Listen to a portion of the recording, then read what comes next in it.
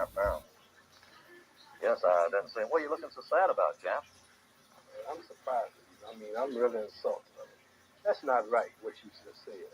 What do you mean, what I just said? I mean, I'm getting a drink of water. I'm late getting home, but you talk. I said something about the greatest heavyweight champ, man. I'm a hometown man, and you talk about Joe Louis, man. Joe Louis wouldn't be nothing for me.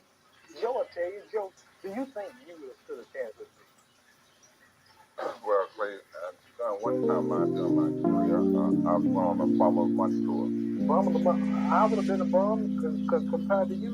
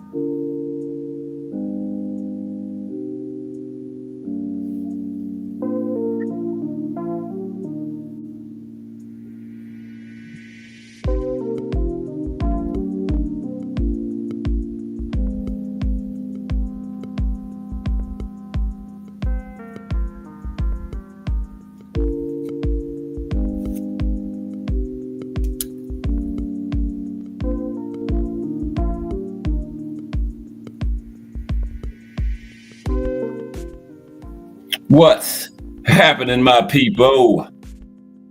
It's Cash Sports again, back for another afternoon with the family. That's right. You know what time it is. If it's Monday through Friday, 2 p.m., it's the Box Story, bringing you all that boxing history. Boxing is the greatest sport of them all. That's why we love it. Can't get enough of it. Miss Cass, Mike Mazik, Mike Grimm. Salute to everyone and welcome to another episode of Cass Sports, the Box Story. Today, the greatest trash talkers in boxing history. The greatest trash talkers in boxing history. All right, how's the family today? It's the hump day edition of Cash Sports, the Box Historian. We are making our way through this week, on the way to this big weekend, Canelo, Bud, Monster, MJ. We are getting there. Hump day. I guess the final press conference is tomorrow. We get to see him face to face. And then the weigh-in Friday. And then that's it. It's all over but the shouting after that. We got to get in there, and whatever happened, gonna happen. But today we're gonna talk about some trash talkers. Got about 20 trash talkers and some other things too. We're gonna talk about the worst beatdowns in boxing history that led to end of careers. Some beatdowns that was career-ending fights. Okay, we're gonna talk about that. Why didn't Joe Frazier and Ken Norton fight? And I found some more fights that didn't happen after the 70s, that some big names didn't get near with each other, like Joe Frazier and Ken Norton. But they were friends, had the same trainer. Eddie Futch didn't want them to fight. They didn't want to fight each other. And, you know, Frazier was really way ahead of Ken, you know, as far as careers. Frazier was a little into his, but Ali fought him, so that ain't no excuse. They pulled the friendship card on us. That's what it boiled down to. Frazier and Norton pulled the friendship card way back in the 70s. So we can't get on Shakur and Keyshawn too bad, because we had fighters pulling the friendship card decades ago. Okay, but first we're going to start out today with the fight of the day as usual. So let's get this party started. The fight of the day.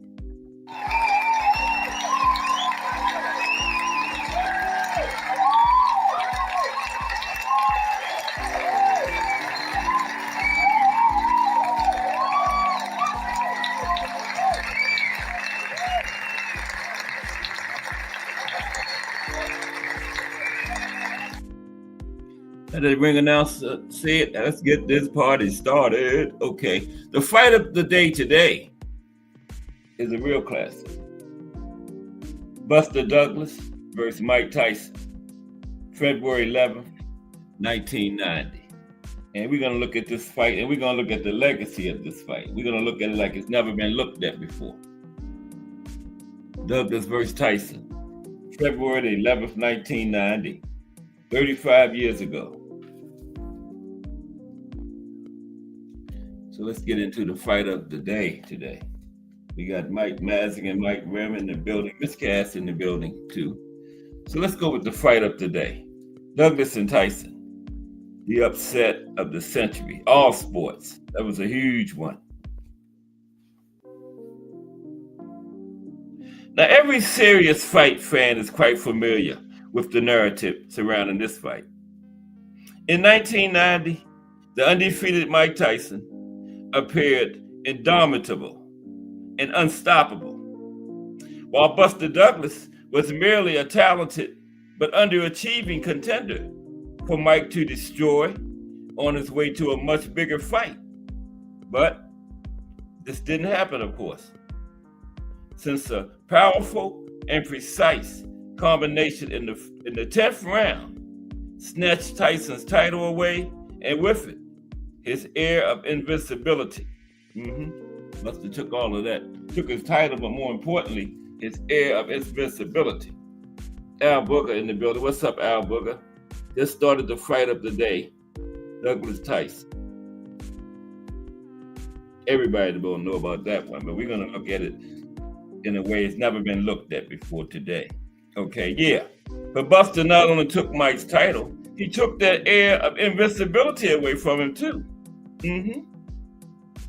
The loss in discussions of Douglas versus Tyson is its strange context.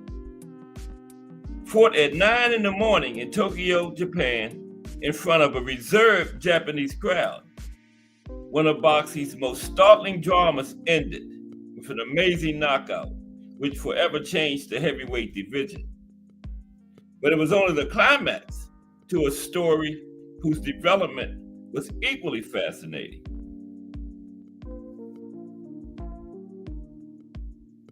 Okay?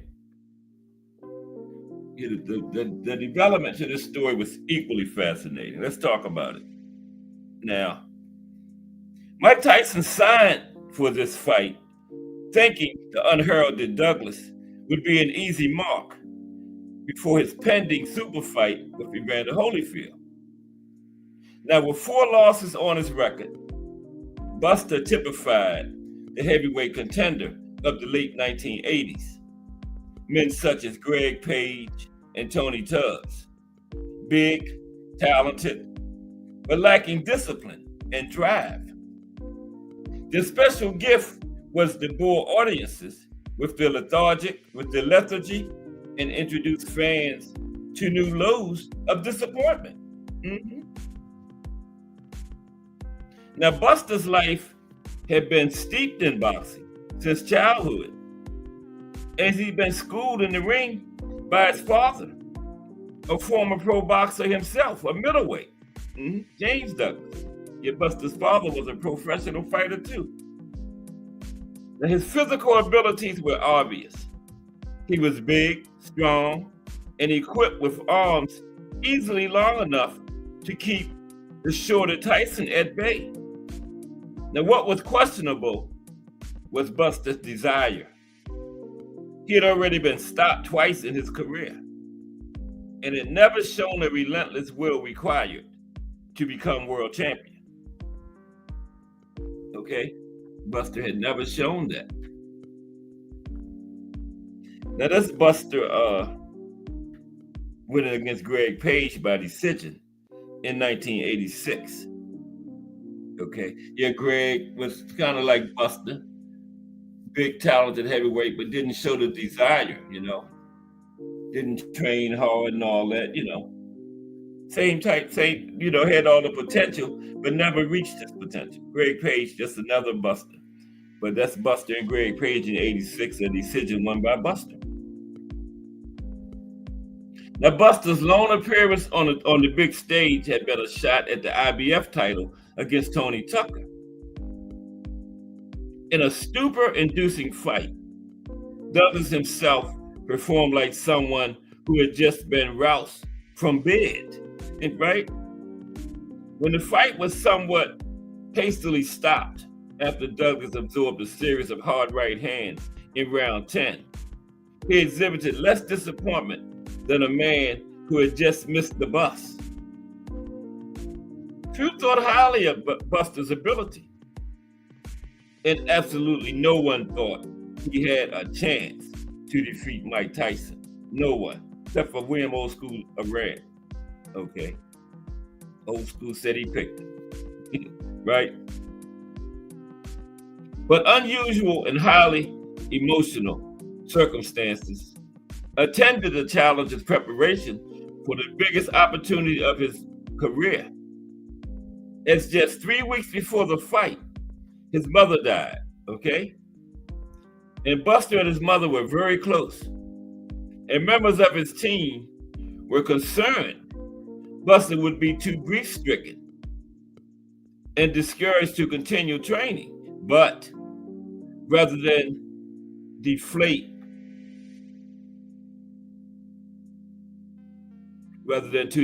him, right?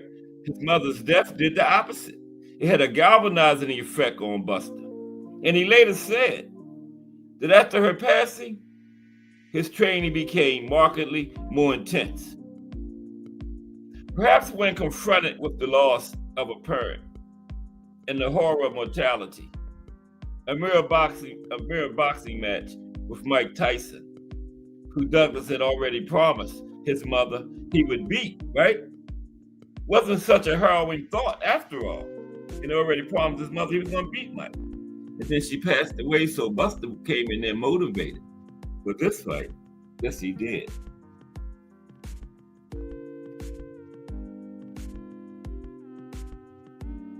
And against Mike, Buster just refused to lose. Just absolutely refused to lose.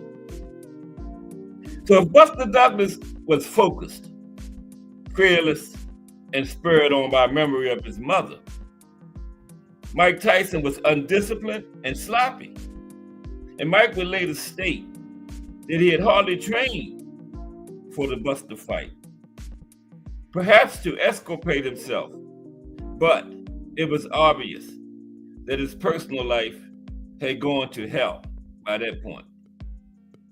His marriage to talk show host Robin Gibbons was over. And he had split with longtime trainer Kevin Rooney and managers Jim Jacobs and Bill Caton. That was the Customato team. They were all gone by this fight. In their place was Don King and a young, inexperienced trainer named Aaron Snowell, who had never even had his own fighter before assuming control of the corner of the most feared athlete in the world, right? This man never trained a fighter before. And his first fighter he trained was Mike Tyson. Wow. Now for Tyson, going in the business of Don King was like signing his soul over to the devil, right? But Mike would see only the dark side of his deal with King, right? As it went on. Yeah, Mike got the worst of that. Don King probably still owe him money to this day. Now in round 8, Mike did get busted down, right? And everybody said, okay, yeah, that's what we thought was going to happen. Okay, Al Burger says, yes, Mike was undisciplined, doing coke, Japanese women, night after night. Buster got a gift that night. I only give him partial credit. Yeah, he did. He did. Got a very favorable count when Mike dropped him. And Mike blew his load, trying to get him out of there. Yeah, they say Mike's count was fast, Al Booger. They said Buster's was slow and Mike's was fast. Yeah. Okay. But let's continue. Yeah, good points, Al Booger, right there. Okay. Now, with little self-control and a support system incapable of discouraging his impulses, Mike became even more unrestrained. His trainer, Snowell, said he could be a difficult pupil and would sometimes refuse to train. Now, Tyson, for his part, admitted to a different sort of unruliness. Mike said, I was effing those Japanese girls like it was eating grapes. That's what Al Booker just said, right? Yeah. And Mike also said, you thought I was Caesar. You thought I was Caligula when I was out there in Japan. And in this case, it wouldn't take a conspiratorial mob or the Praetorian Guards to kill the emperor. Yeah, Mike was not in any kind of shape at all. He thought he didn't even have to need to be in good shape against Buster. Thus, Douglas versus Tyson was an exhibition of two diverging states of mind. One focused, prepared, and calculating and motivated. The other slack and out of sync. Now Buster, the sharper of the two boxers, from the opening bell, used his hard jab to keep Tyson on the outside and to control the tempo of the fight. And by the end of round 2, it was evident to any close observers that a huge upset was brewing, as by that point, in the round 2, Tyson had already absorbed more punches than in his last 3 fights put together, right? Just in 2 rounds against Buster. Now, Buster soon began fearlessly mixing in right hands and uppercuts and successfully smothering Tyson whenever the champion attempted to counterattack. The Buster naturally had a good jab. But that's how good Buster could be if he trained and got in shape, you know? But, you know, the boxing world had never seen that Buster there before because he always took shortcuts and stuff. Yeah, that's the end right there, that picture. Now, Tyson's offense couldn't be thwarted for an entire fight, however. And in the 8th round, he dropped Buster with an uppercut. Now, Buster got to his feet just before the expiration of the count and made it to the end of the round. But by this point, Mike's left eye was badly swollen, but his corner didn't even have a cold press on hand to treat it, right? Didn't even have the right equipment over there to treat his eye. And this guy that was training him, this was his first time ever training somebody. right? That's crazy. It didn't even have one. Yeah, Mike got a fast one. Yeah, me neither, but yeah, watching the fight, that's what happened. I guess after Buster was doing so good and everything, the referee probably said, wow, this would be quite an upset. Might have had some money on Buster or something. Anybody had money on Buster that night made out. Like Floyd said, legalized bank robbery. Yeah, but they didn't even have the cold press over there to treat Mike's eye, right? So they couldn't get the swelling down. Didn't have nothing to treat it with. Now, Mike couldn't and barely survived the round himself after being pasted by a series of hard rights in the 10th round.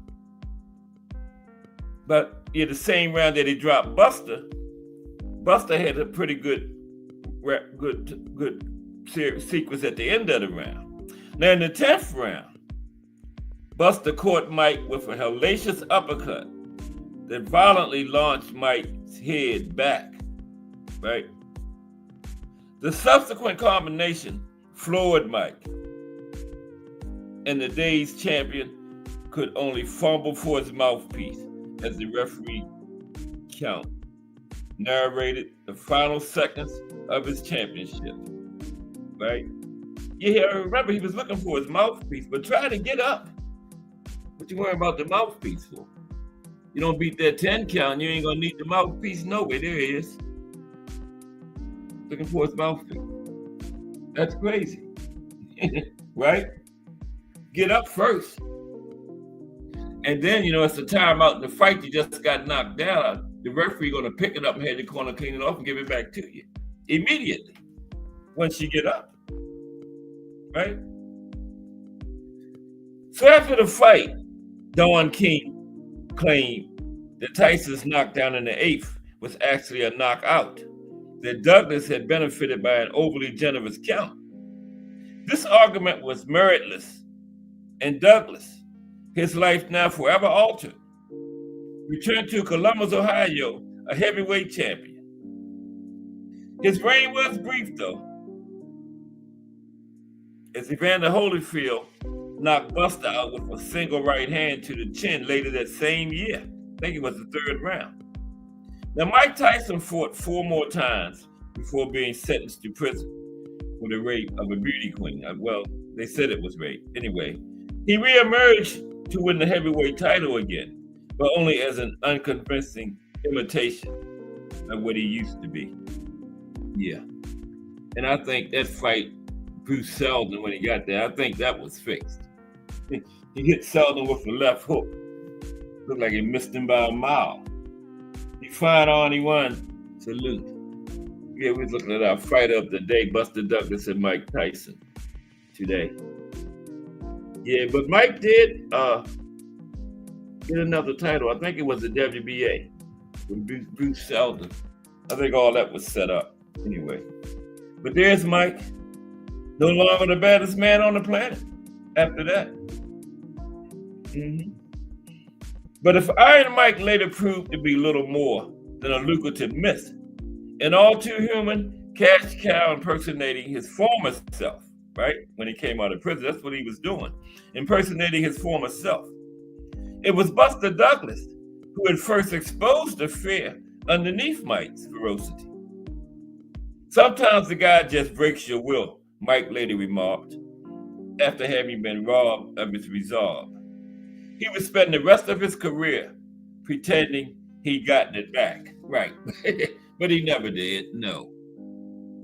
He never got it back. Okay, so today, we're going to look at the legacy of Douglas versus Tyson. The baddest myth on the planet. Yeah, that's what he was after when he came back out of prison. The baddest myth on the planet. Yeah, the legacy of Douglas versus Tyson.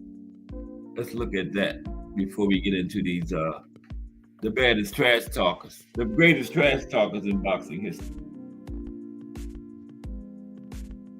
Okay. Yeah. The legacy of Douglas versus Tyson. Let's take a look at that. It's not that long. And what is the legacy of James Buster Douglas's astonishing knockout of Mike Tyson? Perhaps an impossible question to answer. Though we've had more than almost like 4 decades to digest its effects. Yeah. Well, 35 years, more than 3 decades, almost 4. 1990, yeah, 35 years here. 10, 20, 35. Add the 2, subtract 10. Yeah, 35 years, right. Okay. Yeah. So, legacy implies something tangible, a custom that survived into subsequent generations, right? But the legacy of Douglas versus Tyson, the greatest upset in boxing history, feels more abstract. More fascinating than even the result was how, despite the truth it revealed about Tyson's fallibility, it did little to dissuade boxing fans from reveling in the midst of Iron Mike. It's often said that Tyson's mystique evaporated that day, but this is clearly untrue. That idea is a myth about a myth. In spite of the loss, fans never wanted to stop believing in Mike Tyson. And this may be the fight's true legacy. A lot of people still call him the baddest man on the planet. In the years following the night when Buster Douglas set Mike Tyson sprawling on the canvas to grope for his mouthpiece, both men endured their share of problems. Douglas became an afterthought when he was knocked out by Evander Holyfield in his next fight later that same year. Buster then retired to Florida, where his weight ballooned dangerously, and he ended up in a diabetic coma, right? Meanwhile, Mike fought 4 more times and then was convicted of rape almost 2 years from the day he was routed by Douglas in the Tokyo Dome.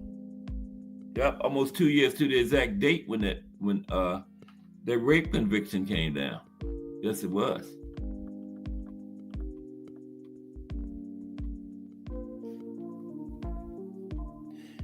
Now, Mike spent 40 months in prison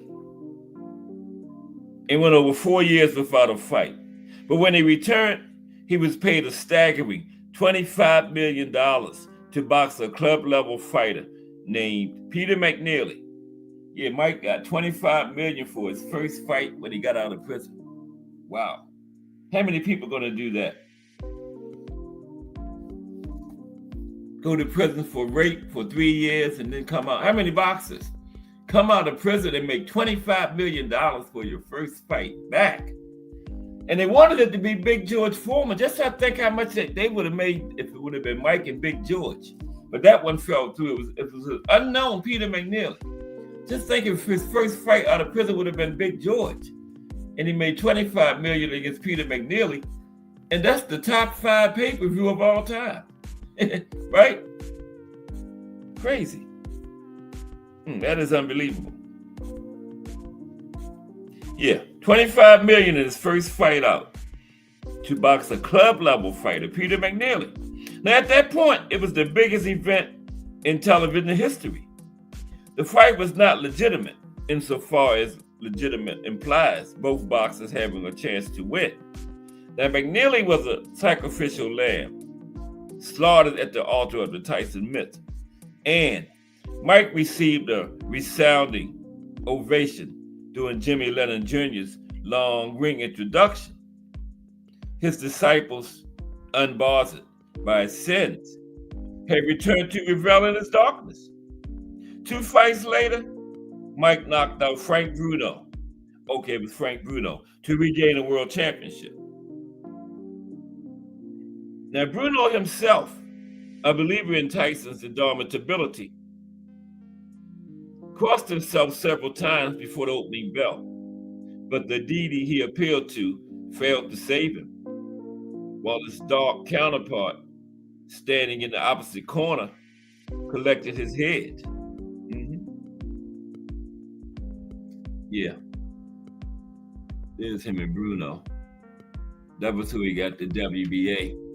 His title when no, that's not him and Bruno. It is him and Bruno. Where he got his title when he came back out of prison. Yeah, Frank Bruno. Look like Frank slept already. Wow. BBO, what's up, BBO Sports TV? BBO say Big George would have stopped him. But ain't that something, BBO? He made $25 million his first fight out of prison to fight Peter McNeely. Just think if it would have been Big George, how much money they would have made. And then to that point, that was the biggest fight in history, right? As far as money. So that was way before Floyd and Oscar and all that stuff happened.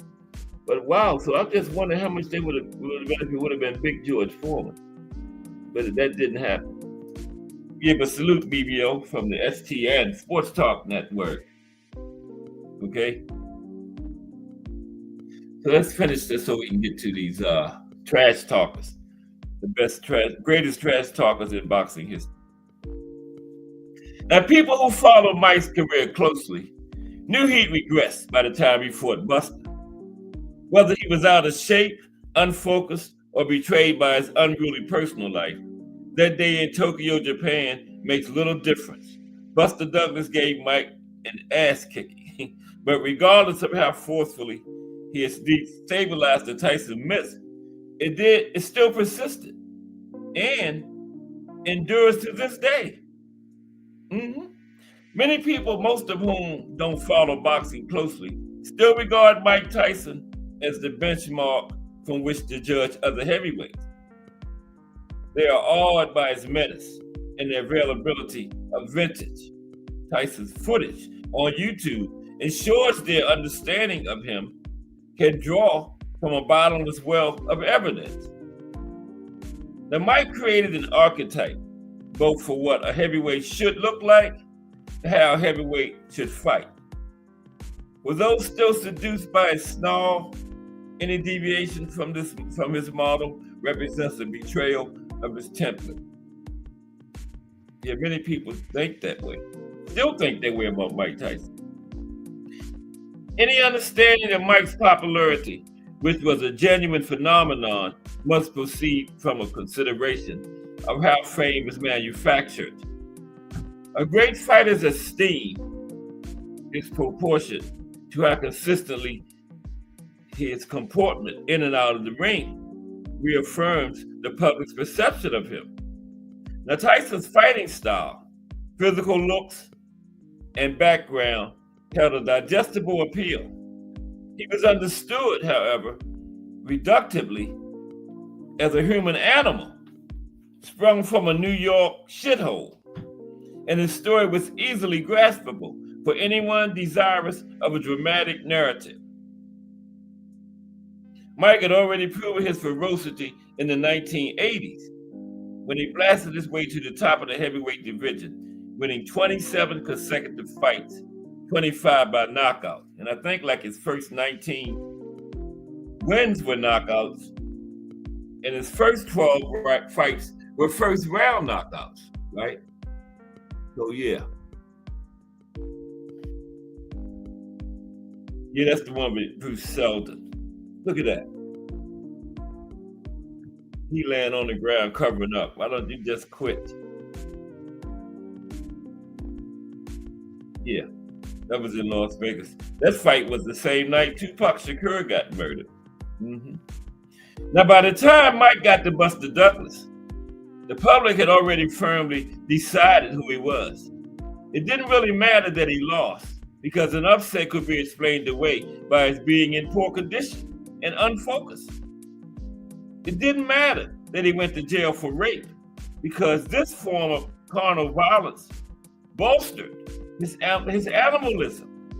And it didn't matter that he chewed on Evander Holyfield's ears, because an animal is innately powerless to control its emotions. Tyson's degeneration as a fighter and person made him no less renowned, because it reinforced the public's bestial interpretation of him, right? It just reinforced what people thought of him anyway when he was doing all that crazy stuff. biting off Holyfield's ear, telling Lennox Lewis he wanted to eat his children. That what people thought he was anyway, capable of doing stuff like that, right? In a meditation on Tyson cannot be complete without considering how he fit into the society at large. When he emerged from prison, he stepped into a culture immersed in gangster rap, with its buffoonish peons to violence. And the former champ embodied this swaggering menace more perfectly than anyone. His friend, the rapper Tupac Shakur, who was murdered after Tyson's fight against Bruce Seldon in 1996, that same night, even wrote a song for Mike's ring walk that night. Gangster rap perpetuated the same illusory toughness that Mike Tyson did, even if, for the most part, it wasn't made by real gangsters. At its core, there was a void. The same could be said of Mike. There's him and Tupac right there. There's him and Tupac right there. Mm-hmm.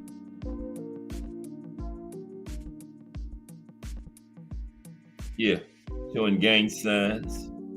Mm-hmm. Yeah. So, very little that was good happened to Mike Tyson in the 1990s. He lost to Buster Douglas. He went to jail. He lost consecutive fights to Evander Holyfield. He lost hundreds of millions of dollars, and he lost most of his talent. There was always the possibility he'd knock someone out because a heavyweight's punch fades last. But Mike stopped being formidable in his early 20s. Fans continued to watch because of the possibility of calamity, but even more so, fans remained interested because they hadn't divested themselves of the idea that Mike was unconquerable. You know, the Buster Douglas fight, he wasn't in shape, he was unfocused. He's still unbeatable, right? That was just a fluke. That's what they were saying. Mm-hmm. He remained a less restrained version of what they, in certain moments, wished to be themselves. Mike lacked genuine confidence and was easily disheartened with truth these people were hesitant to admit. But his fragility became obvious whenever he was pressed in the ring.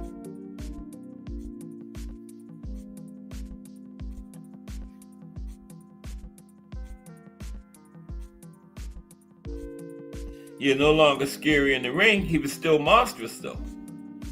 Yeah, that's Sports Illustrated. I can't see the date and the year on that.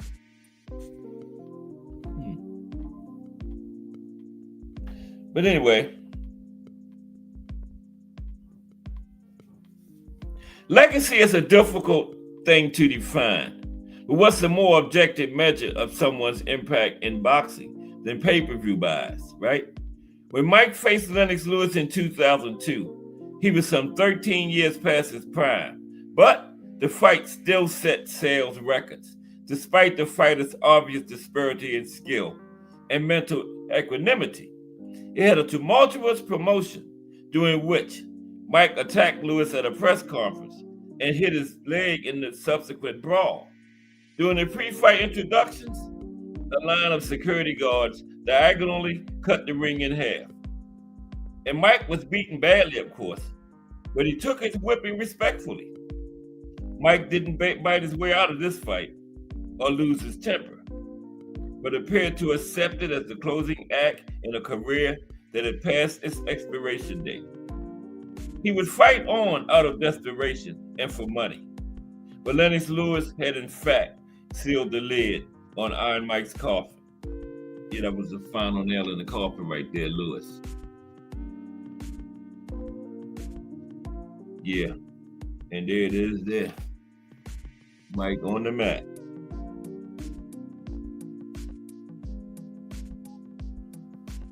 After Lennox Lewis, Mike fought 3 more times before retiring. losing his last 2 fights. Both losses came against poor opposition, and in each case, these fights earned more media coverage than they deserved.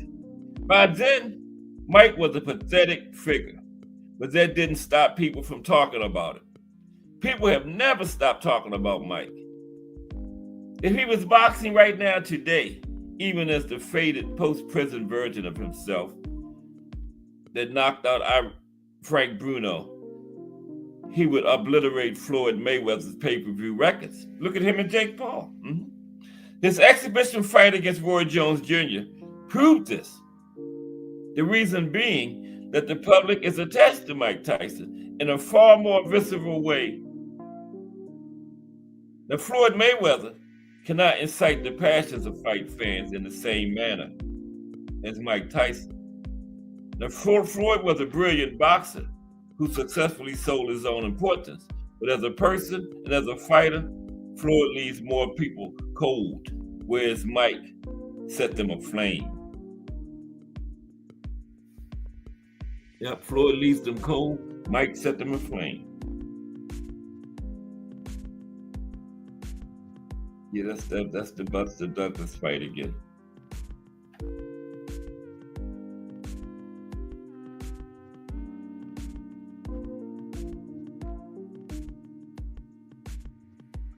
That's Mike. Now, Buster Douglas got past his health problems and lives in Columbus to this day, while Mike Tyson turned from a caricature into a likable and popular celebrity. He performed in a successful one-man show where he was playful about his past, and late in 2013, he released his autobiography. That's him doing his one-man show right there in that picture. 2013, he released his autobiography. He has since become a highly successful entrepreneur. His cannabis business reportedly earning him millions each year, and he hosts a popular podcast entitled Hot Boxing with Mike Tyson. For a decade or more following his defeat to Douglas, none of this was even imaginable. But to the astonishment of those who had foreseen a grisly future for Iron Mike Tyson, he has evolved from dark shadow to bright light. His life now a morality tale in which the heel turns humble. And because of this, Mike will continue to be relevant. What, after all, sells better than redemption? Iron Mike Tyson. Yeah.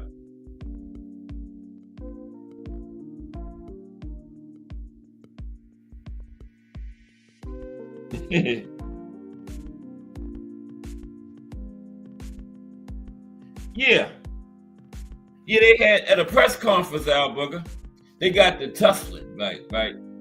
That was the one where he told her he would eat his children. Yeah, that was in New York, and they just got like the tussling. I think Mike bit Lennox in the leg. Yeah, yeah, I believe he did. I think he did bite Lennox in the leg on that one. Yeah, he did. Right, yeah, he bit Lennox in the leg doing that tussle. Yeah, you remember the one where he told Lennox he wanted to eat his children, Al Booger? They did get the tussling a little. And he bit Lennox in the leg. Yeah, Mike sure did. Okay, let's get to these, the greatest trash talkers in boxing history. There's 3 of them right there.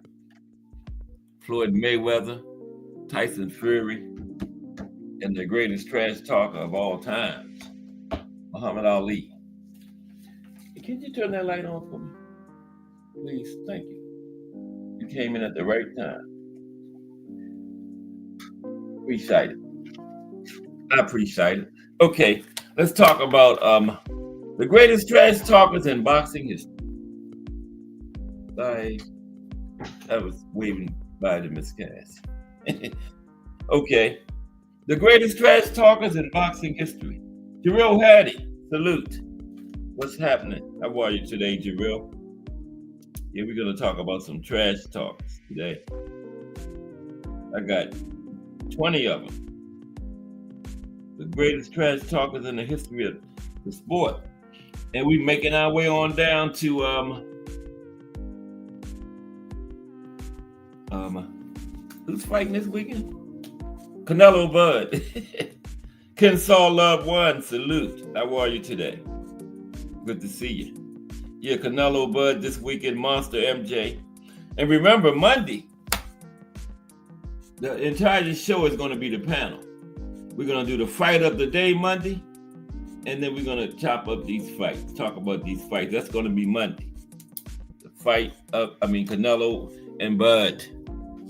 We're going to chop it up. So if everybody ain't doing nothing, get here about like 2:30. That's the show Monday, the panel. But right now, the greatest trash talkers in boxing history. Now, in the sport of boxing, the war of words between two boxers can often be just as entertaining as the action in between the ropes. For many boxers, gaining a psychological edge over their opponent before stepping into the ring is a crucial part of their pre-fight planning. And when it's done right, trash talk can be a crucial factor in selling a fight. Some of the biggest boxing pay-per-view events of all time have been built upon the verbal sparring between the participants during fight week. And whether it's to get inside a foe's head or simply to drive ticket and pay-per-view numbers, many of the sport's biggest stars are masters at laying a verbal beatdown on their opponents, right? Now, sticks and stones may break my bones, but words will never hurt me. Apparently, these boxers we're going to talk about today never seem to pick up the true message of that childhood rhyme. They're the very best of the best at unleashing verbal assaults that rivaled anything they could accomplish with their fists. Some are old school, some are new, and some may never even gone to school. Some are witty, others are just plain vulgar, but all are gifted in one of the most cherished and underrated aspects of professional prize fighting, trash talk. So today, we will take a look at the best trash talkers in boxing history. Okay, let's do that. Okay, now I don't need that light. I gotta get up. Excuse me for one moment, please.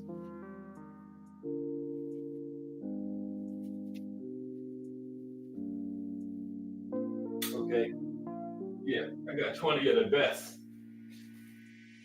20 of the best trash talkers in boxing history. Y'all will agree when y'all see this list, okay? Let's get into it. Okay. How did I get way down there? There we go. Okay. Oscar De La Hoya. The Golden Boy. Yeah, he was a big trash talker. Start out with Oscar.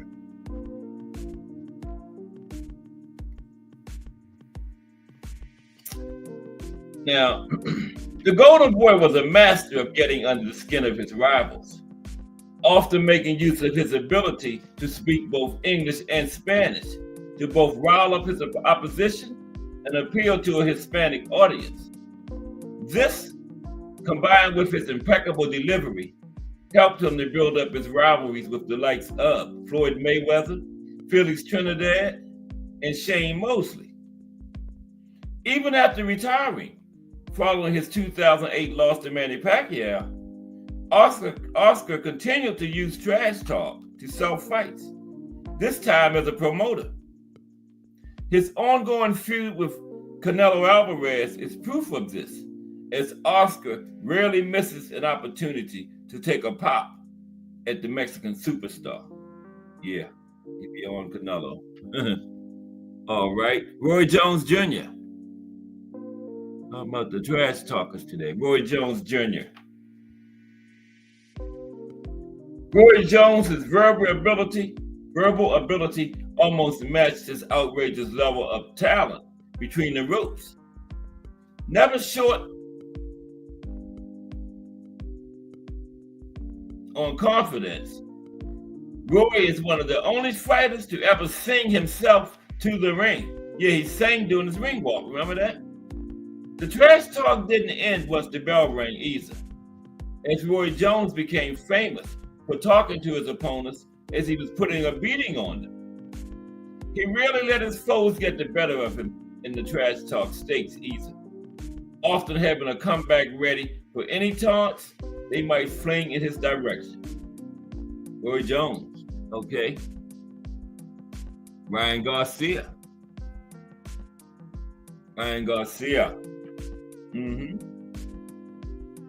Now, King Rye has more than played his role in helping to promote two of the biggest selling fights to have taken place in recent years.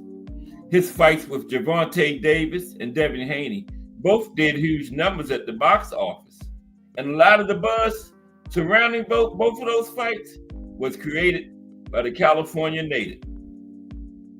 Ryan has never been afraid to push boundaries when selling a fight, something that has landed him in hot water on more than one occasion. But he remains one of the most prolific trash talkers in the sport currently, today. Making full use of his vast social media following, Garcia has never hesitated to directly attack his opposition in front of the world, and it's proven to be a highly effective strategy in building his fights. King Rye. Yep. Talking about some of the greatest trash talkers of all time. How about Sugar Ray Leonard? Sugar Ray Leonard. Now, as a 5-time world champion, Sugar Ray Leonard knew just how good he was, and he wouldn't think twice about reminding his opponents of that, even while they were in the middle of a fight. Sugar Ray trash talked the likes of Roberto Duran, Marvin Hagler, and Tommy Hearns during their fights. While his foes hated it, the crowd lapped it up. Leonard is just as fondly remembered for his showboating as he is for his ability in the ring. Sugar Ray Leonard. The Eastern Assassin, Larry Holmes, big trash talker. Mr. Eastern Assassin. Yeah, okay. With a sharp wit and unshakable confidence, Larry Holmes went toe-to-toe with the great Muhammad Ali and never gave an inch on the microphone or in the ring. He talked to Ali throughout their 1980 fight as he delivered a dominant performance to win by a 10th round stoppage.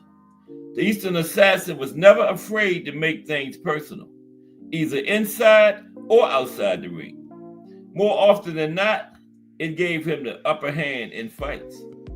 The Eastern Assassin, Larry Holmes. Big George Foreman. He used to do his share of trash talking. Big George. Here he is. Big George Foreman was far more respectful than some on this list in his approach to trash talk. But when Big George spoke, everybody listened.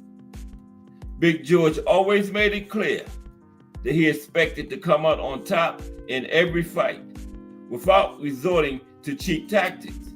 But when you're up on stage with Muhammad Ali, as Foreman was for 1974's Rumble in the Jungle, you had to be able to hold your own. And Foreman more than did that. More than held his own against Ali in the trash talk department. Tyson Fury. Yeah, Tyson Fury. Big trash talker. Former lineal world heavyweight champion Tyson Fury is so physically intimidating and skilled in the ring that he could easily just let his work in between the ropes do his talking for him. However, Few love to fling an insult in the direction of their rivals more than the Gypsy King. Whether it's branding Alexander Usyk as a rabbit or referring to longtime rival Anthony Joshua as a sausage, Fury has embraced trash talk as part of his pre-fight ritual. Although he recently announced his retirement from the ring, don't expect Fury to be quiet for too long, regardless of whether he decides to reverse his decision to hang up the gloves. In or out of the ring, the Gypsy King gonna talk trash. Gotta have Iron Mike on here. Iron Mike Tyson. When you're talking about trash talk, yeah. Iron Mike Tyson. Mike Tyson remains one of the most iconic figures in boxing history. He has been no stranger to controversy during his time in the sport. He famously bit off the ear of Evander Holyfield during their 1997 rematch, but one fight in his career actually managed to beat that spectacle for the amount of bad blood involved. In the build-up to his much-anticipated showdown with British superstar Lennox Lewis, Tyson insisted he wanted to eat Lennox's children in a clip that is going down in history for all the wrong reasons, right? Yeah. Mike told he's going to eat his children. As outrageous as the comment was, it did help to promote their fight, which went on to draw nearly 2 million buys on pay-per-view. Yep. Floyd Mayweather Jr. makes the trash talkers list today. That's him and Victor Ortiz. Remember that? Victor headbutted Floyd, then he tried to shake his hand and apologize, and Floyd knocked him out. Yeah, Victor dropped his hands and everything. That was crazy. Floyd did what he was supposed to do, right? As far as trash talk, of the top 10 most successful pay-per-view boxing fights of all time, Floyd Mayweather was involved in 5 of them, including each of the top 4. Yeah, Floyd got involved in the top 4 pay-per-views of all time. Now, a defensive master, Floyd's fights weren't necessarily the most exciting, but by the point of the fight, fans had already been talked into parting with their money to get a ticket, right? So in the latter stages of his career, Money Mayweather made every one of his fights seem personal, doing all he could on the microphone to hype up rivalries with the likes of Oscar De La Hoya, Canelo Alvarez, Conor McGregor, Manny Pacquiao, and more.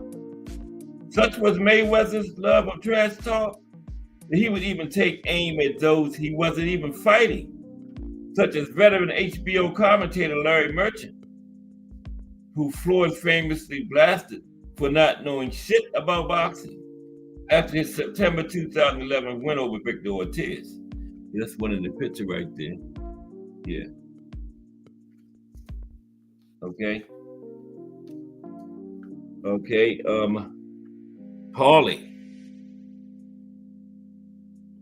Paulie Malignaggi makes the trash talk list. Yep, Paulie makes it. There he is. Where he talking some trash to somebody right there. As a matter of fact. Paulie Malignaggi. Now, there's always been something particularly funny about Paulie Malignaggi's brand of smack talk. Perhaps it's because, like the fighter himself, it's Brooklyn through and through. It's in your face, blunt, and doesn't particularly care what you think about it.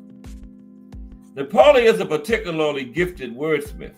He's able to seamlessly mix in cutting one-liners with astute, but oftentimes no less cutting observations in order to knock his opponent off his game. Those talents are on particular display in the often vulgar and always edgy promotion for his welterweight title defense against Adrian Broner in June 2013 at the Barclays Center. And the Magic Man was able to show the ability to traffic into both the personal and professional.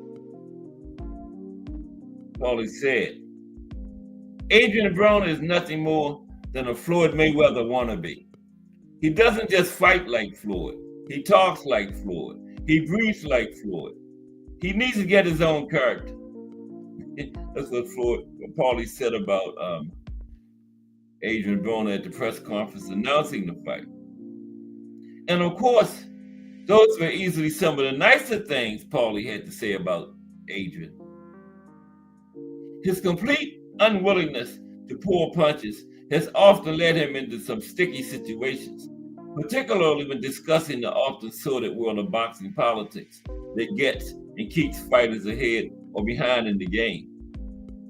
Such as when Paulie told Anson Wainwright of the Ring magazine, there's an Adrian Broner in every urban gym in the United States. A guy like that exists everywhere. I see them all the time. A lot of them don't have the help Adrian Broner has. Adrian Broner is there because of Al Heyman. Adrian Broner's not there because of Adrian Broner, right? Adrian Broner's not that good. He's there because of Al Heyman has ruled his career. And right now, in the United States, Heyman is the guy that you had to be with to be ahead. So it's a bit of a mirage. It's a bit of an illusion. And you'll see what I'm talking about. He's talking about Adrian Broner. Love him or hate him, Paulie never backs down. Talking about some trash talkers. The Galveston Giant, Jack Johnson. Yeah. Jack would be in the ring talking to the guy fighting, talking to the audience, talking trash. Anybody who would listen. The Galveston Giant, yeah. Jack Johnson. Now, the amount of adversity that Jack Johnson had to overcome in order to break heavyweight boxing's color barrier and become the first Black American heavyweight champion was, putting it very lightly, immense. The Galveston Giant was a controversial figure in its era when the Civil War was still a recent memory and blacks were still largely without rights in the United States. And Jack lived a very flashy lifestyle and sought the Buck Convention whenever he could. When James J. Jeffries won the heavyweight crown around the turn of the century, virtually everyone considered Johnson to be his most dangerous threat. But Jeffries refused to face Johnson in the ring. It wasn't that black and white boxers couldn't fight, but the heavyweight championship was an exclusively white championship at the time. Shortly after Jeffries retired, Canadian boxer Tommy Burns captured the world championship. Burns made the title a truly world championship, skipping from continent to continent and seeking out the best fighters he could find. After 2 years of Johnson basically stalking him around the globe and calling him out, Burns finally agreed to give him a world championship opportunity in Sydney, Australia. During the fight, and as was his custom, Johnson trash-talked his opponent.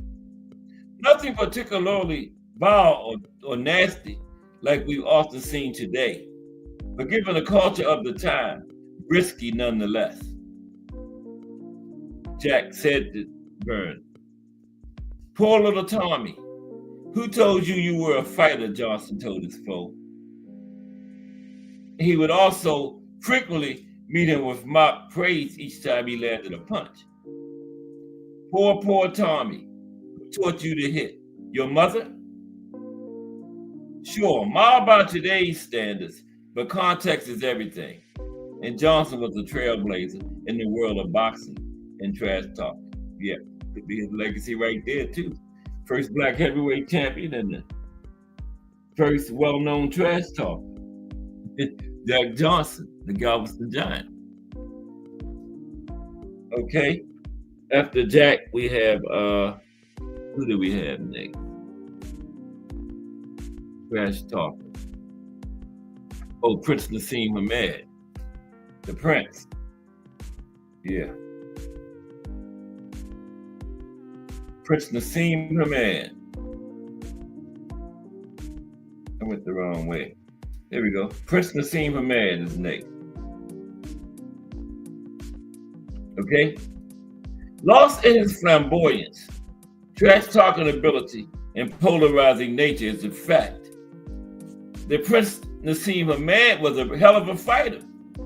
He won 3 world championships and amassed a record of 36 wins, 1 loss, with 31 knockouts for his career, including a perfect mark in world title fights.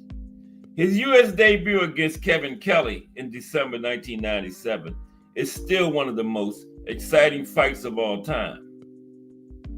What's more, Hamed didn't particularly care what you thought about it. He was going to talk trash before, during, and after the fight. Okay?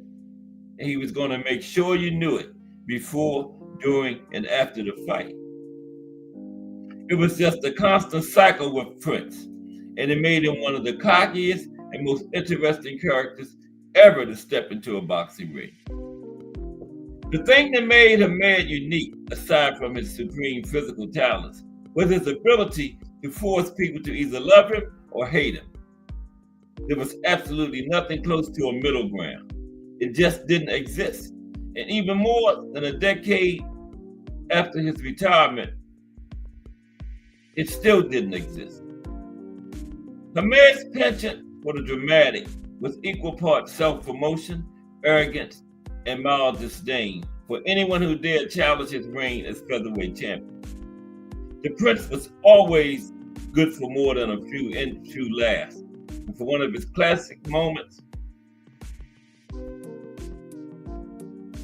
he was always good for more than a few laughs. The Prince Nassim Hamed. Okay. Bernard Hopkins.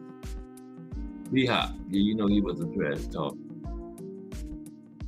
He's losing the cursor. There it is. Bernard Hopkins. Yeah. Some of the biggest trash talkers in boxing history today.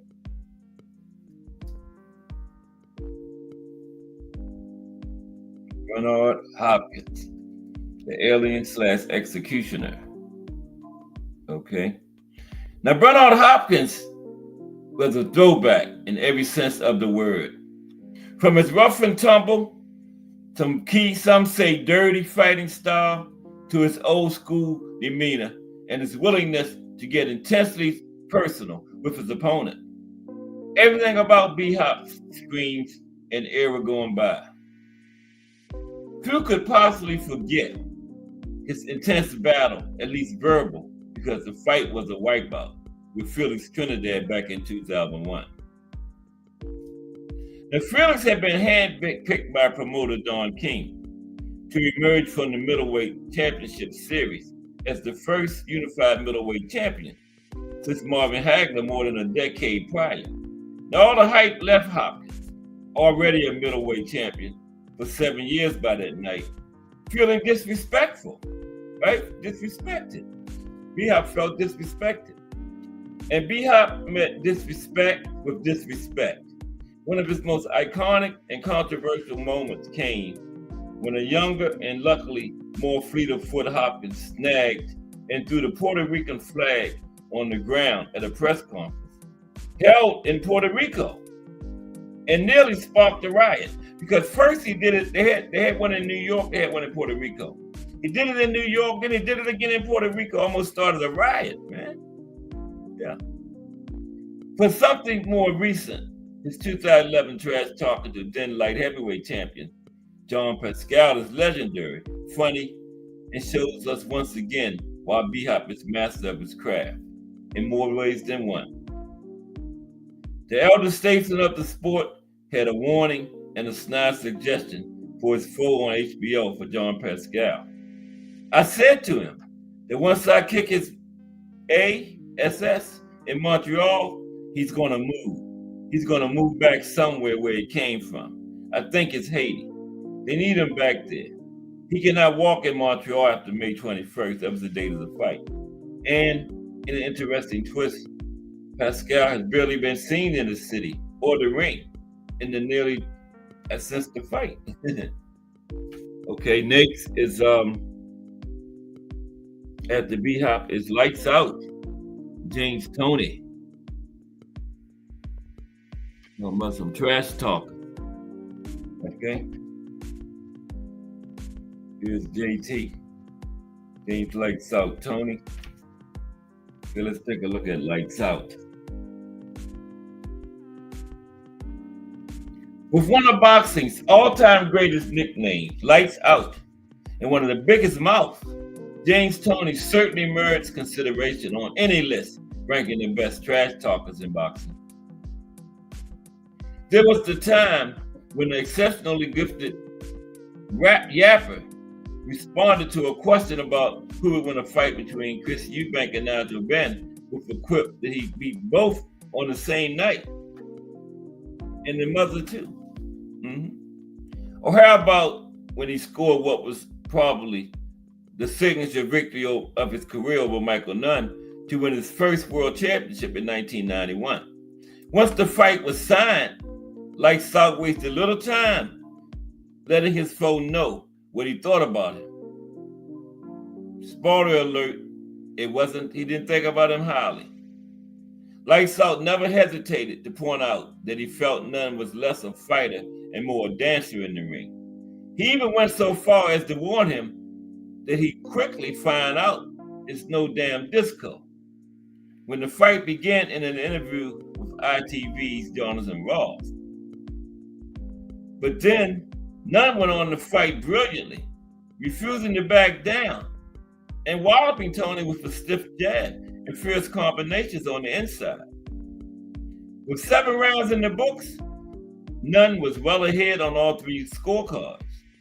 And then Toney delivered one of the single greatest predictions and pieces of trash talk in sports history.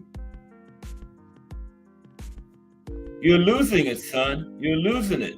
Head trainer Bill Miller told Toney in the corner before the 8th round, right? You got to press him even more. And Toney's response, don't worry about it.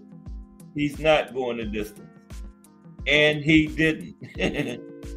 Toney shocked the champion with a massive left hook in the 11th round that floored him. And shortly thereafter, the fight was over. Your Lights Out said, don't worry. Told the trainer, don't worry, he's not going the distance. And he didn't. Lights Out had won the battle of smack talk and the championship in the ring. Yeah, that was his first title. I think it was the IBF. Yeah, that was Toney's first title, the IBF. Yeah. Told his trainer, don't worry, he's not going the distance. Let him have his fun. Ricardo Mayorga is next. Here's Ricardo with the hair. Colored hair there. Ricardo Mayorga. Wait a minute. I can't. What is Ricardo right there? I went right past. Now, before we even get started, let's just say, well, there's nothing, absolutely nothing about Ricardo Mayorga that can be considered safe for human consumption. The Nicaraguan made his name by being a beer-chugging, cigarette-smoking wild man before and after his fights. That ain't nothing. Nicolino Los used to smoke cigarettes during fights in the corner. His team would get around him and Nicolino would be sitting over there puffing during the fight. Yeah. And believe me, if it were possible for him to have had a smoke or a beer during a fight, he'd have pulled that off too. You talk about Mayorga, but Nicolino Los did pull that off. But back to Mayorga. But despite his antics, Mayorga managed to capture world championships at welterweight and junior middleweight. And he occasionally spends time on his Twitter account trying to troll fighters into giving him another shot, even now. When you signed up to face El Matador, you knew a couple of things. Number one, you were in for a fight with a crude, unrefined, but eminently tough SOB. And number two, you were going to be on the receiving end of very personal, very vulgar verbal assaults from the minute the fight was announced until it was over. Yeah, he might be the king of trash talking, Mayorga. Seriously, he might be the king.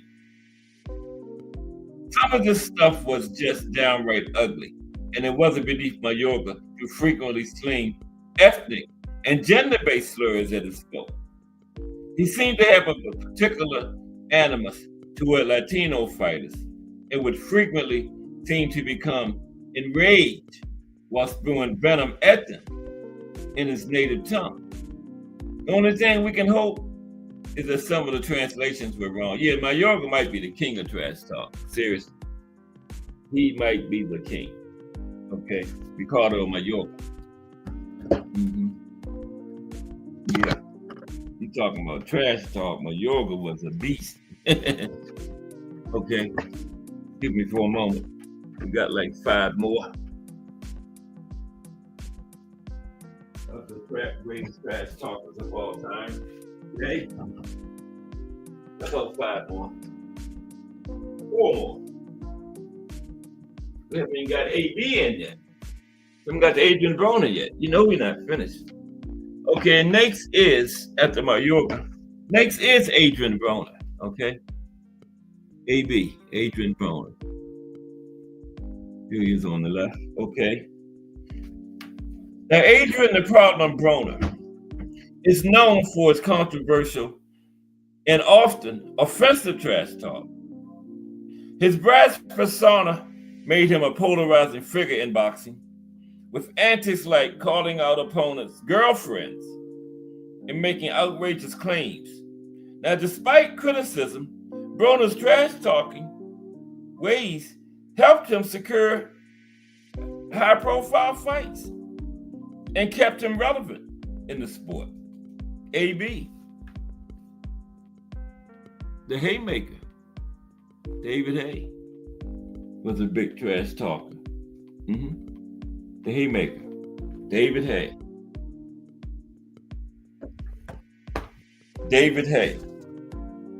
The man who said he wanted to violate Artley Harrison and claimed he was watching DVDs of King Kong, Godzilla, and Frankenstein when he was preparing to fight poor Nikolai Valuev. He was always happy to run his mouth in the name of PR. The Haymaker did it with a glint in the eye. Although by the end of his career, even he appeared a bit tired of this trash talking. Still, Peak Hay was one of the best at it, including wearing a t-shirt of him holding up the severed heads of the Klitschko brothers. Yeah, had a t-shirt. If you can count a t-shirt as trash talking. Okay, the GOAT. Winding down on the trash talkers. The GOAT, Clarissa Shields. Now, the self-proclaimed greatest woman of all time has never been shy of hailing her brilliance. But it was a special effort when the GOAT drew such a heated response from the usual mild-mannered Savannah Marshall. The pair waged verbal war before leading into their showdown back in 2022.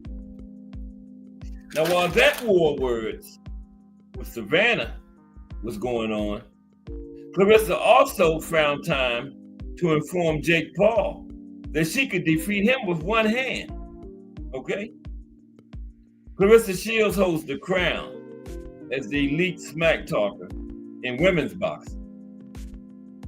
Okay, and number 1, next, the final, last but certainly not least, Muhammad Ali, the greatest.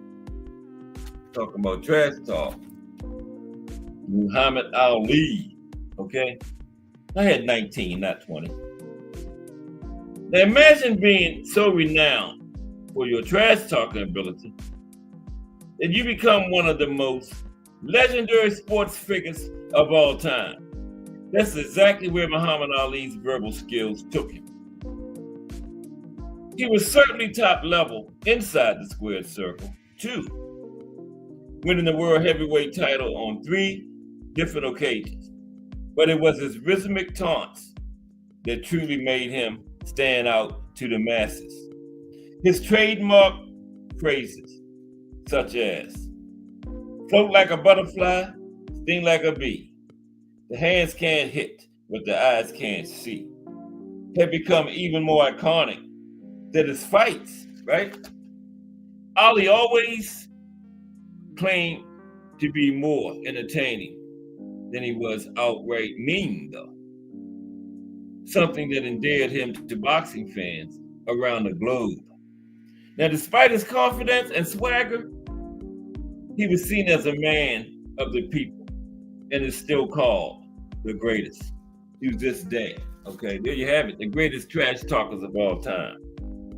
Okay, so let's look at I got some of the worst beatdowns that led to career-ending fights. Okay, worst beatdowns that led to career-ending fights. Now, okay, I gotta find it. What is today? Tuesday? Wednesday. Yeah, Wednesday.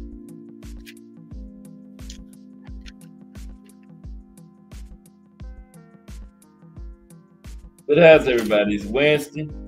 Hump Day. We headed toward that big showdown this weekend. Canelo Alvarez and Bud Crawford. And we can't forget Monster and MJ either. Okay? Can't forget Monster and MJ. No.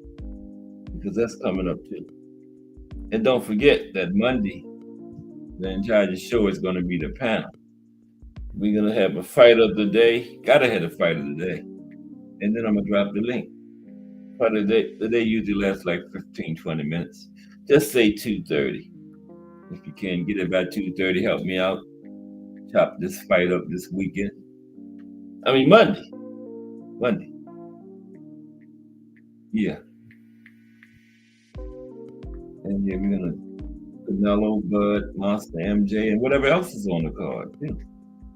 And what's coming up, because we're heading into the fall schedule now, and we got some good stuff coming up. The big one is this weekend, Canelo and Bud. But right now, this is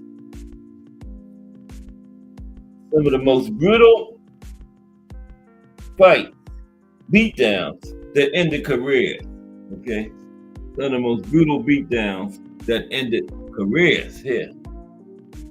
Yeah, these fights ended careers, man. Mm-hmm. Take a look at that. Excuse me. Why not put this light off? It's on. Maybe I didn't. Those stuff in. Okay, there we go. Well, I did turn it back on. Okay. Some of the most brutal beatdowns that ended careers. Now, okay, let's take a look at that.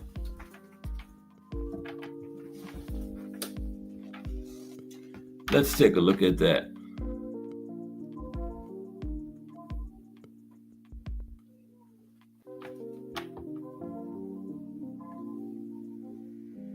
Excuse me for a minute.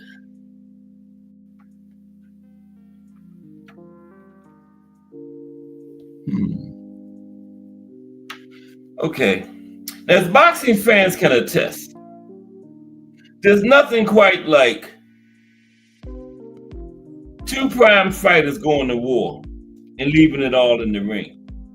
Now, the heart, grit, and toughness athletes display are admirable and inspirational, living long in the memory, but at what cost? There comes a point in every fighter's career when enough is enough. Unfortunately, as competitors, many wait until the writing is on the wall when they suffer at the hands of another fighter. Boxing is an unforgiving sport that shoots you out the door as quickly as you arrive. Fast as you came in it, it'll send you back out of it. Okay? The first one is Sergey Kovalev versus Andre Ward 2, 2017.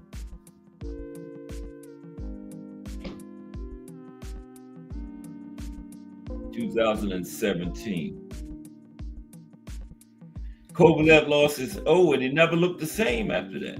He lost his O previously before this. It never looked the same.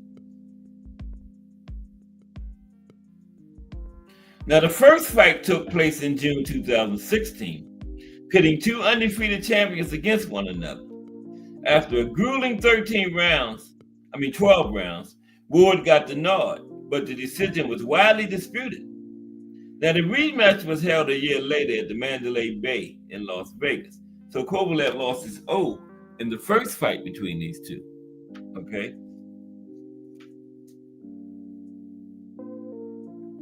Now, Ward came into the fight looking to silence the doubters because of the first fight, all the controversy that surrounded it. He came in fighting aggressively from the opening bell. Now, although the fight was close through 7 rounds, Ward was more effective, particularly with his body work. In round 8,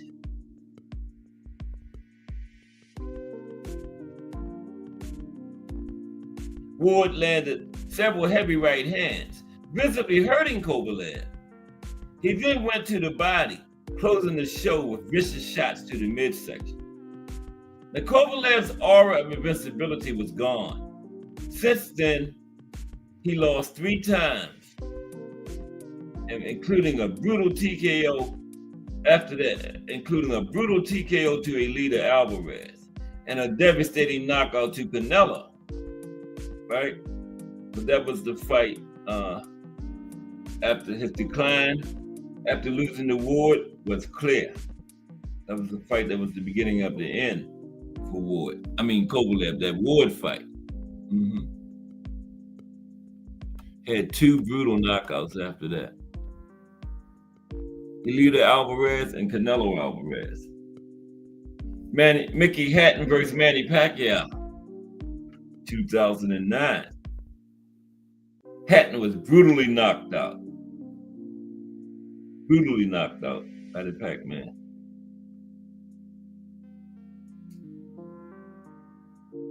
Hatton suffered his first career loss to Floyd Mayweather in 2007, losing by 10th round TKO.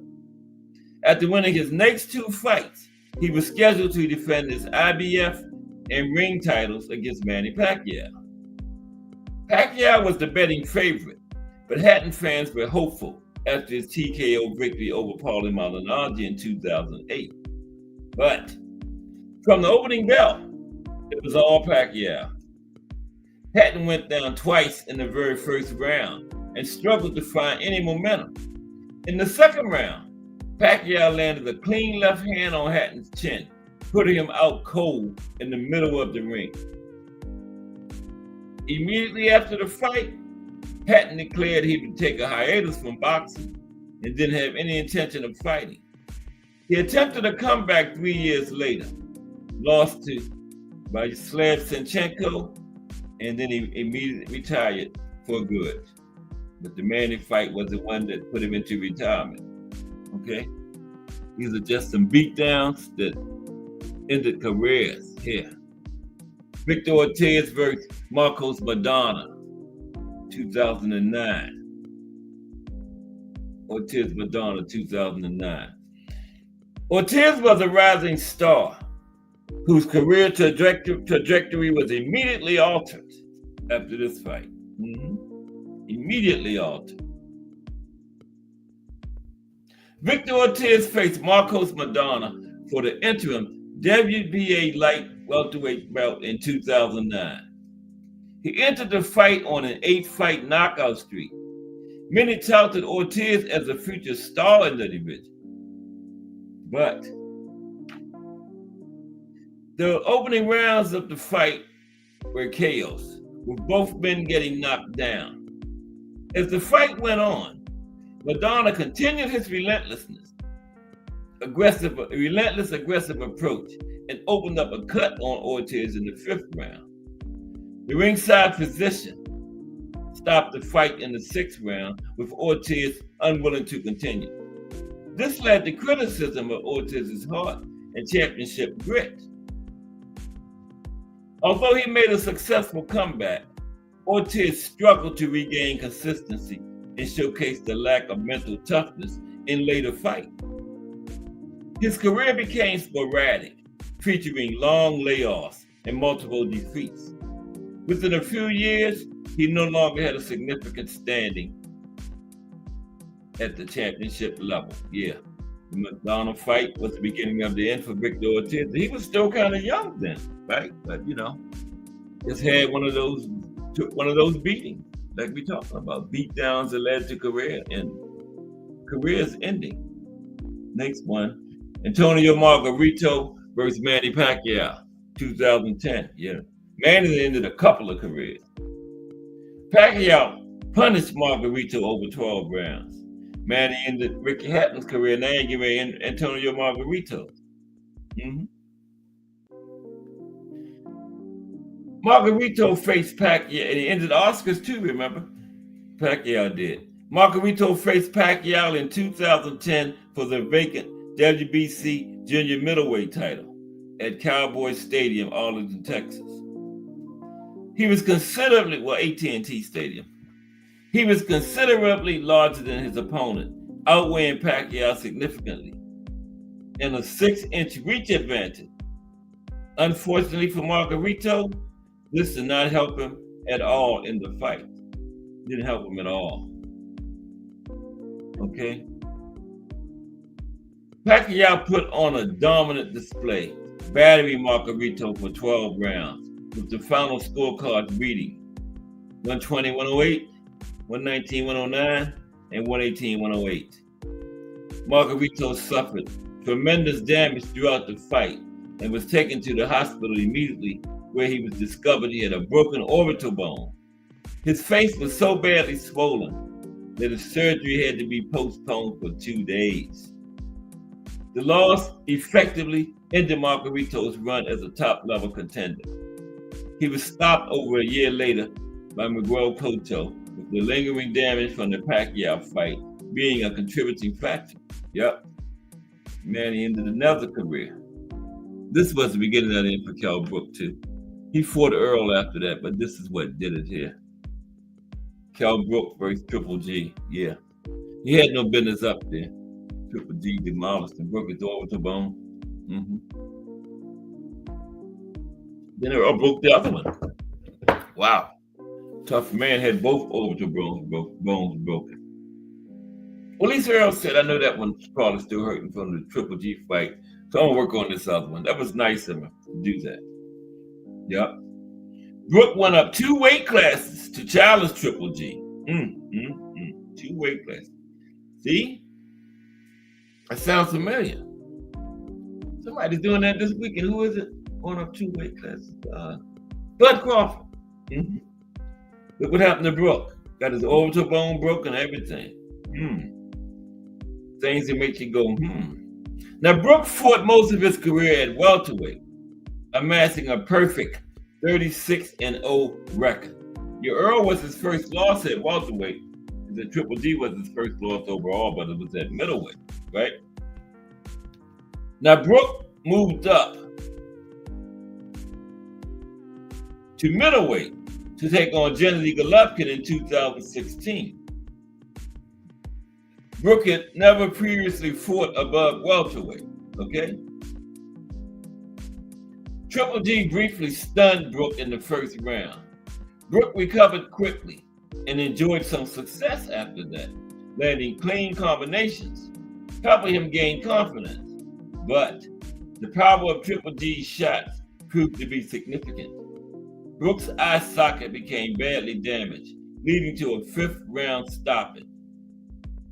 In Brook's next fight, he suffered the second defeat of his career to Earl Spence Jr., fracturing his other eye socket. That was nice of Earl, though. It was, Triple G broke this one, so I'm gonna break this one. I don't want to hit you on that same one. That was very nice. Okay? Your Earl fractured the other eye socket. These back-to-back losses virtually ended Brooks' elite status in boxing, leading to his eventual retirement in 2022. Okay? Yeah, the Kell Brook loss effectively. The Triple G loss effectively ended Kell Brook's career. He was just talking about some career-ending fights. They didn't stop. They had a couple more fights after these, but this what the straw that broke the camel's back right here, these fights. Like this one. Arturo Gatti versus Floyd Mayweather, 2005. That was bad. I actually felt sorry for Gatti. Man. With 45 professional fights on his record, Gatti had endured a lot of punishment by the time he fought Floyd. Now, Floyd was seeking a world title in the third weight class. He went to Atlantic City, New Jersey, Gatti's home, and did it. Gatti showcased his signature grit and toughness, but was no match for Floyd's speed and precision counterpunching. Mayweather froze Gatti through 5 rounds, neutralizing any threat he posed. By the end of the 6th round, Gatti's corner had seen enough and threw in the towel. Gatti would go on to win his comeback fight, but after 2 subsequent stoppage losses, he put a legendary career to bed. He later entered into the International Boxing Hall of Fame, though. He did earn that honor. Yeah, very deservedly so. Yep, Arturo Gatti, the great Arturo Gatti.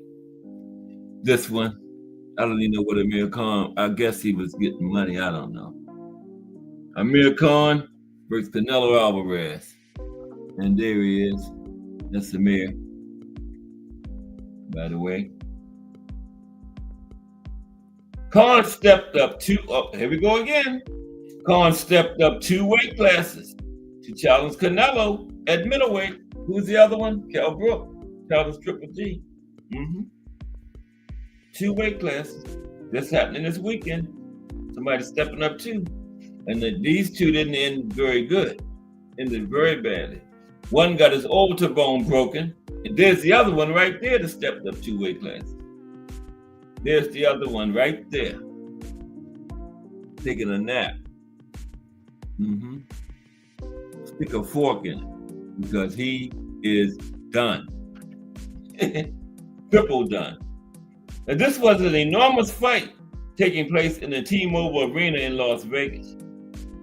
Canelo came into the fight as the -500 favorite. Now, Khan started well, displaying superior speed and movement to evade Canelo's big shots and laying clean work of his own. That's what Bud's going to do, start well. Everybody's going to get all excited, and then, I don't know. Many fans had Khan ahead on the scorecards, with the official judges leaning towards Canelo.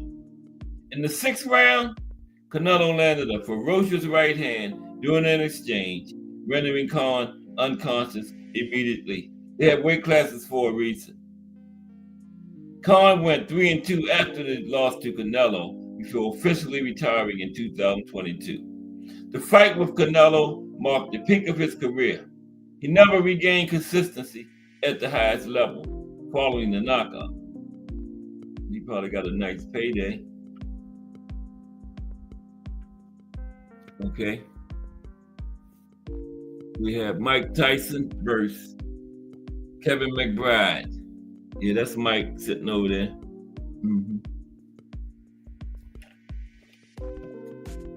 Mike should have just paid for a seat in the audience and let somebody else fight. Look at him.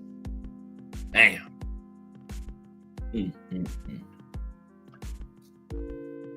The day on Mike was no more. June 11th, 2005 will be remembered by boxing fans as the night Mike Tyson's career officially crumbled. Tyson fought a journeyman Irish heavyweight, Kevin McBride. Mike Tyson looked physically and mentally diminished and a shadow of his former self. After a lackluster performance through 6 rounds, Tyson was broken. He quit on the stool, handing a TKO win to Kevin McBride. After the fight, Tyson claimed he no longer wanted to compete and that he only showed up for a payday. At least he was honest. He retired after the loss until his 2024 comeback fight with Jake Paul. At least he was honest. He said he only came for the payday. Very commendable, Mike. And he only came to the Jake Paul fight for the payday. Sugar Ray Leonard versus Terry Norris. Sugar Ray Leonard should have been out of the ring. Sugar Ray Leonard versus Terry Norris. Leonard proved he didn't have it anymore. Sugar Ray Leonard briefly retired in 1982 before making a stunning and successful comeback. In 1991, Leonard dropped to 154 pounds to fight WBC junior middleweight champion Terrible Terry Norris. Despite being in his mid-30s, Leonard was the betting favorite. That probably pissed Norris off. At Madison Square Garden, Sugar Ray Leonard was dominated over 12 rounds. He could not live with Norris' superior speed and aggression.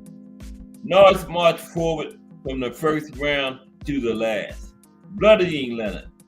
Although Leonard showed the heart of a champion, his decline was evident. And he fought again after that. Following the defeat, I think he did, Leonard retired again. Yeah, he did fight after that, Camacho. Though he would make one more last return in 1997. This beating marked the end of a legendary career. And after that beating, came back again. Wow. Couldn't have needed money. Sugar Ray Leonard was the first fighter to make 100 million from purses, right? So damn, how could he need money? He just loved the sport, you know? And finally, the saddest one of them all, Muhammad Ali versus Larry Holmes. Ali versus Holmes. Ali should not have been fighting. He was showing signs of Parkinson's like 2 years before this fight, right? Maybe, and then he fought again after this, Trevor Berbick. Maybe if he wouldn't have fought those last 2 fights with Holmes with Berbick, the Parkinson's maybe wouldn't have got to the level that it got to. Right? Maybe he could have still been able to communicate and wouldn't have been shaking and trembling. But you know, he already had Parkinson's and they're taking the kind of punishment that Holmes put on him. Wow. After announcing his retirement in 1979, Ali elected to return to the ring in pursuit of becoming a 4-time heavyweight champion. At the time, Ali had begun to show signs of Parkinson's with vocal issues and hand trembling. Yeah, he had been doing that for like 2 years. Loss of memory, all that. He was cleared to fight by the Mayo Clinic. For the Berbick fight, they couldn't even find a doctor to clear him. A psychiatrist cleared him to fight. Holmes reportedly didn't want to fight Ali, as he knew he was no longer the fighter he used to be. Despite this, the fight went ahead. Holmes dished out a severe beating over 10 rounds before Ali's trainer, Angelo Dundee, threw in the towel. The fight is believed to have contributed to Ali's worsening health issues. Of course it did. Many pleaded for Ali to retire, but he returned once more, losing a decision to Trevor Berbick. The fight with Holmes is regarded as one of the most tragic in boxing history, given the pain Ali endured after his retirement. That's one of the most tragic. And we had other fights where fighters died. So, wow. There you have it. Some of the worst beatings that led to career-ending fights. Yeah, all of them led to, all the careers didn't end immediately, but eventually they did. Yeah, not out of there. Okay. So tomorrow is going to be boxing in the Dominican Republic.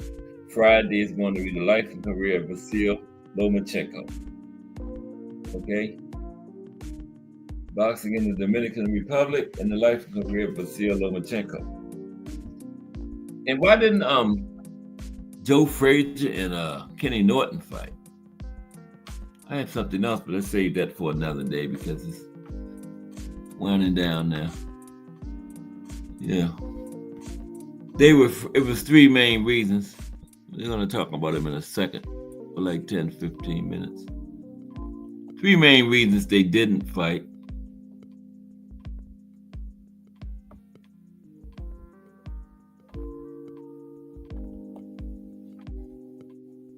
Oh, that's not what I was looking for.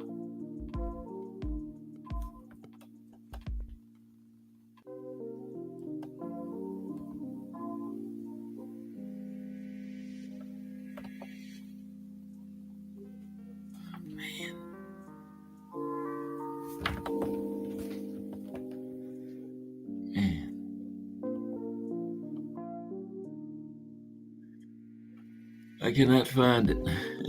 Bear with me for a second, please. That's Mike and Buster from the beginning. Fight of the day territory.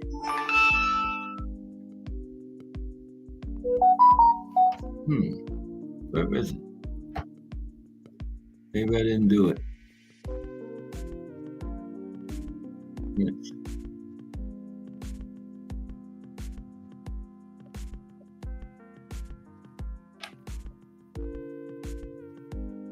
Oh yeah, I think that's it right there.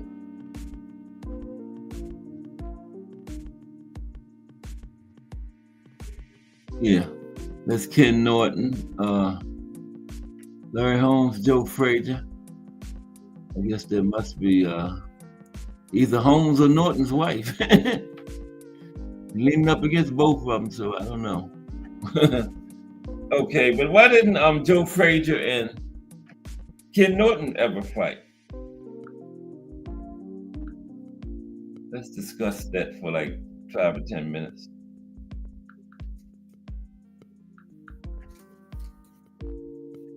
Oh, come on.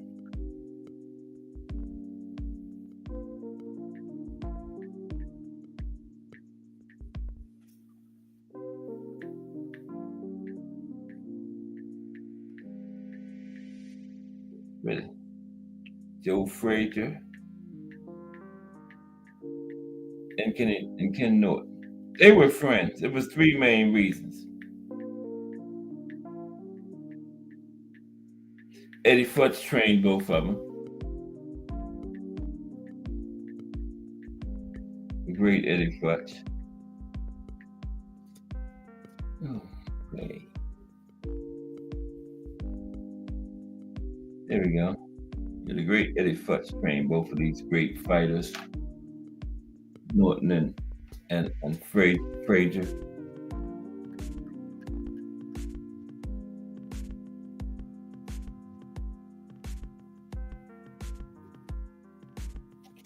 Okay. Yeah, it was three main reasons, right? Number one, why did Ken Norton and Joe Frazier never fight? Number one, they were close friends. And unless they got a $1 zillion offer, were not interested in beating on each other. Number two, they shared the same trainer, the great Eddie Futch. And he didn't want them to fight each other either. He advised both of them against fighting each other, okay? And number three, Ken's career started later than Joe's. Norton's career started later than Frazier's. And a fight between them never was necessary for either man's career path.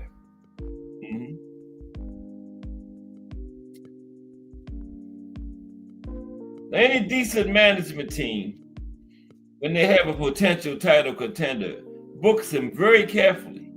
And any decent management team, after a contender becomes champion, books his discretionary defenses even more carefully. Larry Holmes said it best. Your team is trying to position you for title shots when you're on your way up.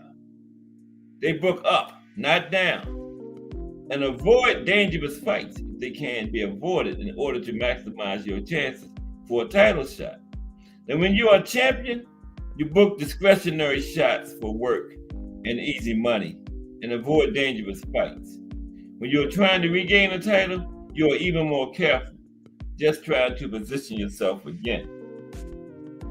And the question is, why Joe Frazier never fought Ken Norton, right? Now, Norton was ranked higher than Joe for 1 year only. And Joe had no obligation to fight him every year but 1975. And Ken had no obligation to fight Joe that year. Okay? And Norton came after Frazier was deep into his career. Joe first became world champion in 1966, 4 years before Ken Norton was even ranked. Frazier was nearing the end of his career as Norton was rising in the ranks. But Ali fought him. They still could have fought. Now, Norton did not enter the ranks until 1972. And in addition, both men shared the same trainer, the same gym, and had become fast friends. That's the main reason, nothing to do with what one's career started and ended, all that nonsense. Ali's career started before Joe Frazier's, and he still fought Norton. So, yeah, the friendship thing. Eddie Futch, the trainer they shared, didn't want him to fight either. Okay? And unless absolutely forced to do so for a title shot or the title, they had decided never to fight. They played the friendship card. They never wanted to fight each other. Ken Norton wrote in his autobiography, Going the Distance, somebody would have had to offer us boatloads of money because we were just not interested in hurting each other. The fact they were on differing career arcs made sure that never happened. Joe wrote in his autobiography, Smoking Joe Frazier, Ken Norton was my friend, and we shared the same trainer. We genuinely liked each other, had no interest in hurting each other. Pretty much the same thing Ken Norton said. Now, most people do not understand the difference between mandatory and discretionary defense for a champion, and when mandatory defenses must be made, right? In the rules of all 4 sanctioning bodies, the only mandatory defense the champion must make is to the number 1 contender or highest available contender if the number 1 contender is not available. All other fights are discretionary. Okay? It's the only mandatory you have to make is to the number 1 contender, or if there's no number 1 contender, the next highest ranked contender. Discretionary title defenses are generally made only for 3 reasons. Number 1, a warm-up against a has-been or never will be to get rounds with little danger. Okay, that's what Mike thought Buster Douglas was. That was a discretionary defense, right? Number 2, this is the only time you take discretionary title defense generally for these reasons. Number 2, a warm-up against a has-been or never will be to get easy money with little danger, right? You know, number 1 was to get rounds with little danger. Number 2, to get some money, make some money with little danger. Or number 3, a fight against a dangerous contender, only undertaken with enormous money the higher ranked fighter cannot refuse. Those are the 3 reasons you have discretionary defense. Against a never will be or has been to get rounds, or never will be or has been to get money, or you will fight a dangerous fighter when they give you an amount of money it's impossible for you to refuse. These reasons also apply to contenders who generally want to book up, not down, and book only favorable fights to position themselves for a title shot. A contender has no mandatory except a title shot or title eliminator. If he refuses a title shot or title eliminator, the contender may never fight for the title. Okay. But yeah, that's it for today. Tomorrow will be boxing in the Dominican Republic. Okay. Appreciate everybody. Everybody have a great afternoon. We'll be back tomorrow at 2. I am out.